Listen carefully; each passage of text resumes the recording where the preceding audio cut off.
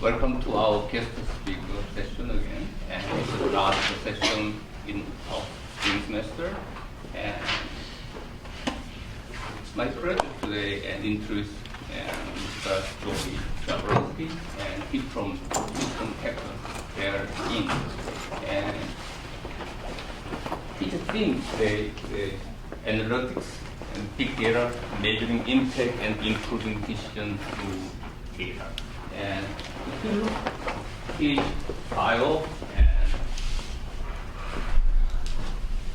his research interesting area is big data, high performance computing, telecom, low latency network technology, information security. And he has held technical organization leadership role in data direct network, HP, and some Microsoft. And today's topic is analytics, big data, measuring impact, and improving decisions. Okay. Please join me, welcome, and share.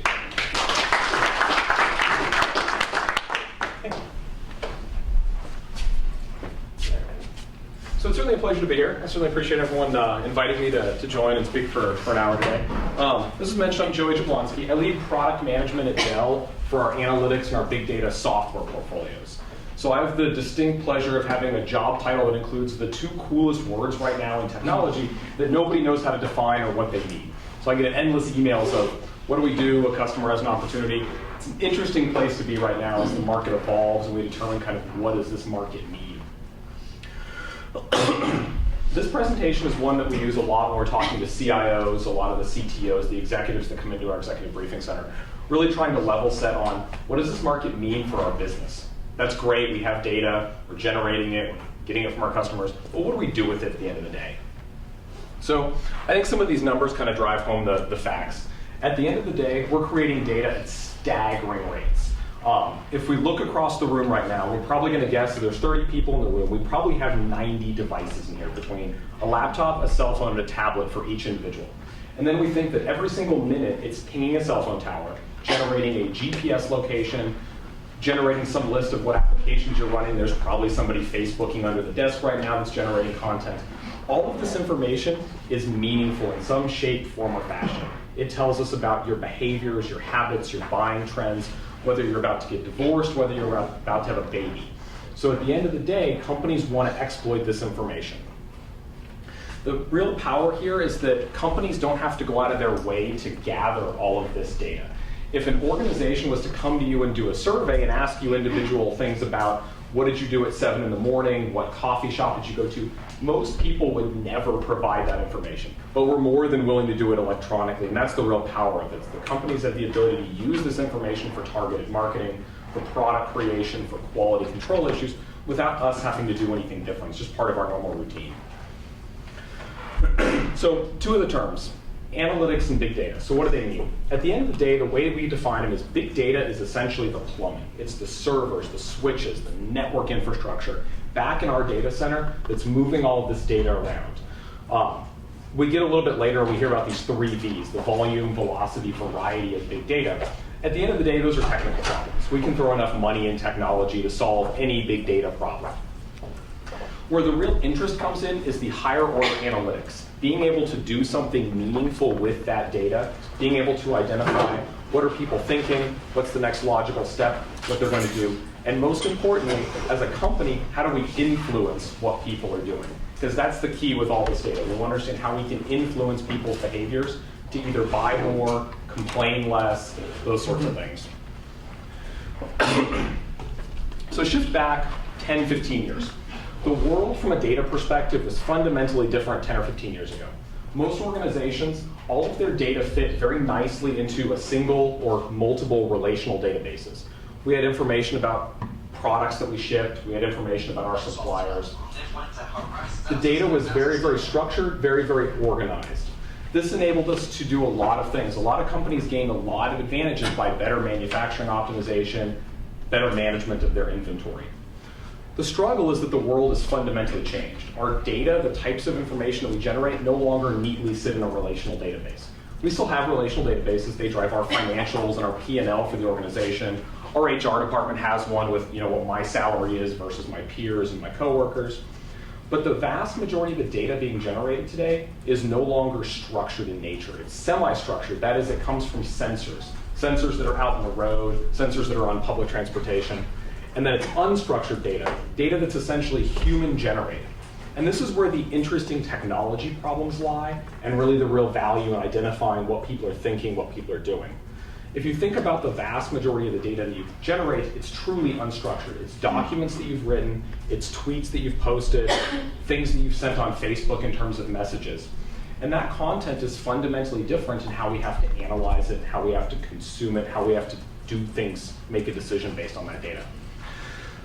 What this has driven is fundamentally new technologies. The technologies of even 10 or 15 years ago just don't apply anymore in terms of the types of data that companies are generating. And this is what the big data revolution is about. When companies come and say, I have a big data problem, this is exactly what they're talking about. They're suddenly collecting some type of data that they've never dealt with before. It's either a massive amount of it, or it's a new type that they want to analyze and drive their business off of. And as a result, this is what's happened in most IT organizations. When you go into the IT organization for any large company, they're going to have 5, 10, 15 different individual silos based on the type of data that they're collecting. So take Dell, for example. We're a large company. We have 100,000 employees, 130 countries that we have presences in. We have individual tools by the hundreds. Some of them handle financial data, some of them handle HR data. We have tools for handling social media and understanding what are people saying about our brands. We have other tools internally for tracking employees that have security clearances, tracking performance improvement plans. The struggle is that each of these tools is completely separate from one another. So you can't go very easily look and identify patterns across those data sets. And that's a huge hindrance to most organizations. So as we look at most companies today, what they want to do is bring that together and no longer analyze individual silos, but bring all their data together and analyze it in a more collective fashion. This introduces a lot of struggles in any standard organization. You suddenly have compliance issues. Not everyone in the organization should get to see payroll information. If you're a publicly traded company, we can't just share the financials with everyone, because at that point, everyone's tagged as an insider according to the SEC. There's security considerations with combining data. Suddenly you take two pieces of information that are not confidential in any way, you combine them, they are confidential. So we want to get away from this scattered, siloed approach because it's very difficult for individuals to get tools that access the data. At the same time, we have to be conscious of those organizational, those compliance challenges.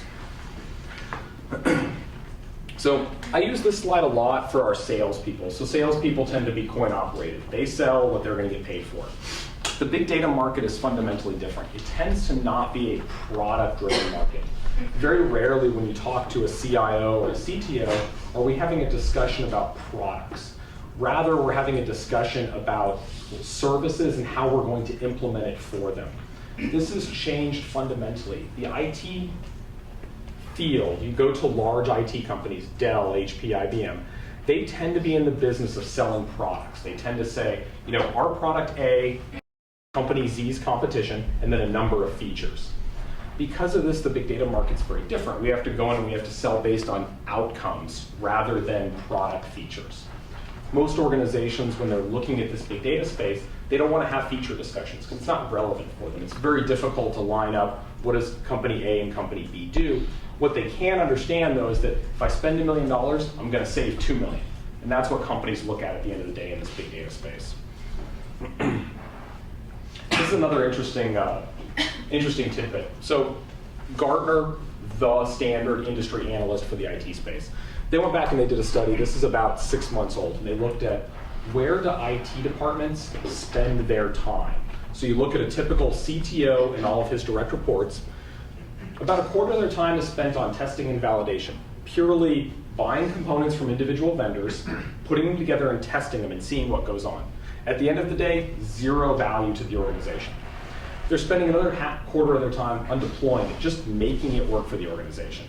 Yet again, at the end of the day, zero value to the organization. They're spending a large portion of the time, 30%, just running it, keeping things stable for the organization.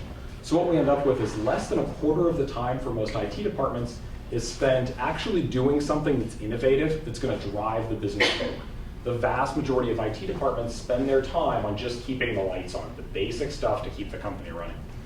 And this is the other piece that we want to change with big data. When organizations come say, we want to handle our data more efficiently, this is one of the problems they want to solve. They want to make sure that when they're driving a decision, they're being effective and efficient, that their IT people are doing things that are useful and meaningful more than testing components off the shelf to make sure they work. So I don't expect you to read this whole slide. It's kind of fine print, but it proves an interesting point. When someone comes and asks about the big data market or about the analytics market, this is what they're asking about. They're asking about one of hundreds of individual companies, products, features, capabilities. No organization in their right mind is going to buy all of these and test them. So this is why they look to vendors fundamentally differently in the big data space than they did for older, archaic technologies. As a company goes down this big data path, they start to look at buckets of technology. What are they trying to do? What's that outcome we talked about earlier? And this tends to be where they start. They look at who are the vendors in the landscape, and then they bring in one or two. This is one of the reasons why the market's also services dominated. When you look at these big data implementations, the vast majority of the revenue for these projects tends to go to companies like Accenture, Dell Services, IBM Global Services, not the product side. Because of this complexity, companies are trying to understand it. You'd be hard-pressed to find any CIO or CTO, regardless of how effective they are, that could tell you what more than 4 or 5 of these companies are. Certainly not off the top of their head. And then there's this overarching question. So I've tried to be very conscious today and not mention any specific technologies. Hadoop is the big one everyone hears about. It's taking over the world. It's going to run everything here in a year or two, depending on who you talk to. The reality of the situation is that technology always hits a hype cycle. Hadoop is really at the peak right now. There are others like Cassandra that are a little bit lower on the hype cycle. But this is critical when you're evaluating technologies for your organization. Trying to understand, is the technology right for us, or is it just a lot of hype that we're hearing? So there's 2 sides to the coin. If you talk to the major Hadoop vendors out there, they're going to tell you that everybody is doing Hadoop today. In 5 years, there will be another technology company on the market doing the same thing, telling you everyone has to use it, and at the same time saying if you don't use it, you're behind on the curve. That's an interesting perspective. I was giving a talk about 2 months ago out at the CIO Mid-Atlantic Forum out in Baltimore. And the Cloudera spokesperson went up first and spoke, good friend of mine, I've known for many years. He gave the usual, everyone's doing it, you have to get into it, if you're not, your company's behind. And there were several CIOs in the audience who actually put their hands up and said, well, we're not, but we're ridiculously profitable, our staff are happy, they're not overworked, so why do we need this stuff? And the Cloudera guy stumbled a little bit. He struggled to explain why they needed this newfangled technology, when in reality, they probably did. So the other important part of the big data market is just because everyone else is doing it or talking about it doesn't mean it's critical to your company. We actually go into a lot of organizations that want to understand what's the big data landscape, what's Dell's story in this big data market. And the answer for them at that point in time is you really don't need to do anything. You have an effective business. You haven't crossed that threshold of needing new technology yet. And why is that? So there's a maturity model that all organizations follow as it relates to IT, as it relates to analytics, and it relates to big data. As you look at an organization, all organizations go through the same maturity curve. When you're a small startup, you're sitting at the coffee shop with your 2 other co-founders, you're running your business off Excel spreadsheets, you may be running it off Google Docs. As your organization grows, you then put in standard ERP systems, you put in HR, you put in payroll systems. As you mature even more, you start to put in data warehouses. As a small company, you never sit down and say, gosh, I'm going to deploy the biggest Teradata data warehouse I can, because you're not ready to consume it. It's a ridiculous amount of money for an organization that just frankly doesn't need it. And this is the other important piece about big data and analytics. The organization needs to be at a place of maturity where they can actually consume the new technology, where it'll actually do something meaningful for them. We'll talk about it a little bit later, but there's a common acceptance in the big data space that the ROI should be $3.50 for every dollar spent. That's the expectation for most CIOs. The reality is that most organizations are seeing about a 50-cent return on big data projects today. The reason for that fundamentally comes back to this maturity curve, because they don't have a data warehouse. They don't have people in-house that can consume new